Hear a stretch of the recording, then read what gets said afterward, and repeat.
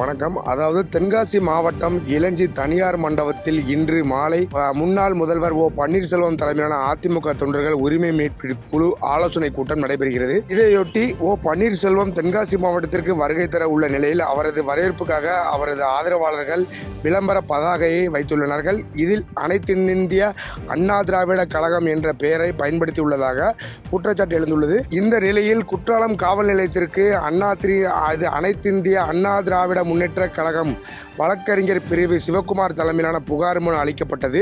இந்த புகார் மனுவில் ஓ பன்னீர்செல்வம் அனைத்திந்திய அண்ணா திராவிட கழகம் கொடி, பெயர் மற்றும் சின்னங்களை பயன்படுத்தக்கூடாது என்ற நீதிமன்ற உத்தரவு பிறப்பித்து உள்ள நிலையில் ஆலோசனை கூட்டம் நடைபெறும் மண்டபத்தை ஒட்டியுள்ள சாலைகள் மற்றும் நாளிதழ்களில் அதிமுக பெயர்களை பயன்படுத்தி சட்டவிதி மீறலில் ஈடுபட்டுள்ளார் எனவும், எனவே தென்காசியில் நடைபெற உள்ள ஆலோசனை கூட்டத்திற்கு தடை கோரியும் அதிமுக பெயர்களை பயன்படுத்தியவர்கள் மீது சட்டப்பூர்வமான நடவடிக்கை எடுக்க வேண்டும் எனவும் புகார் மனு அளித்ததாக தெரிவிக்கப்பட்டுள்ளது என்பது குறிப்பிடத்தக்கது.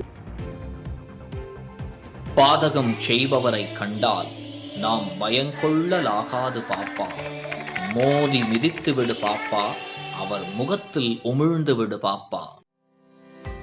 அண்மை செய்திகளை உடனுக்குடன் தெரிந்து கொள்ள இணைந்திருங்கள் இயம்நாடு தொலைக்காட்சியுடன்.